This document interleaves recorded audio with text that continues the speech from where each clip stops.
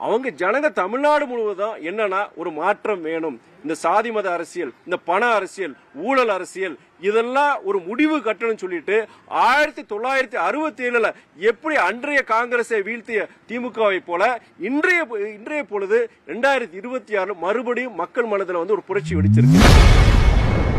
இன்று செய்தியாளர்களை சந்தித்து பேசிய மதிமுக எம்பி துரை வைகோ ஊழல் அரசியல் வேண்டாம் என மக்கள் முடிவெடுத்துள்ளதாக கூறியுள்ளார். எல்லாரும் என்னன்னா அந்த வேட்பாளரை பார்த்து போடல, அங்க மேல அவங்க பார்த்தது சகோதரர் விஜயை பார்த்திருக்காங்க. அந்த முகத்துக்காண்டி அந்த கிடைத்த வெற்றி தான் பார்க்குமே தவிர இப்ப அண்ணன் பூமிநாதன் பத்திரிக்கை எனக்கு எந்த குறையும் எனக்கு தெரியல. நல்ல வேலை பார்த்தாரு, கடுமையா உழைச்சாரு, ஒரு முன்னுதாரண ஒரு சட்டமன்ற ஒரு உறுப்பினர் செயல்பட்டாரு.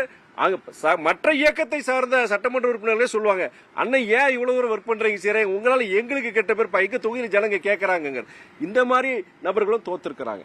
அதனால அவங்க ஜனங்க தமிழ்நாடு முழுவதும் என்னன்னா ஒரு மாற்றம் வேணும். இந்த சாதி மத அரசியல், இந்த பண அரசியல், ஊழல் அரசியல் இதெல்லாம் ஒரு முடிவு கட்டணும்னு சொல்லிட்டு 1967 எப்படி அன்றைய காங்கிரஸை வீழ்த்திய திமுகவை போல இன்றைய பொழுது 2026 மறுபடியும் மக்கள் மனதில் ஒரு புரட்சி வெடிச்சிருக்கு.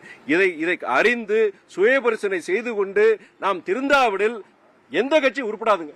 திமுக உள்ளிட்ட திராவிட கட்சிகள் ஜாதி மத அரசியலை முன்னிறுத்தி பண்ணிருந்தாங்க மாதிரி நீங்க போட்டு வரும்போதே டென்ஷனோ பேசுறீங்க, போய் டென்ஷன் எதை ஏத்தலாம் பாக்குறீங்க. இல்ல என்னன்னா நீங்க குறிப்பிட்ட இயக்கம், இந்த இயக்கம் அந்த இயக்கம் கிடையாது. மொத்தத்துலங்க மக்கள் ஒரு மெசேஜ் கொடுக்கறாங்க.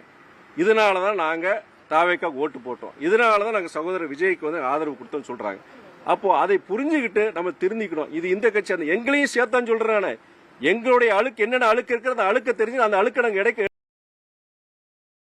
செய்திகளை உள்ளது உள்ளபடி தெரிந்து கொள்ள ரெஃப்ளெக்ட் நியூஸை சப்ஸ்கிரைப் பண்ணுங்க.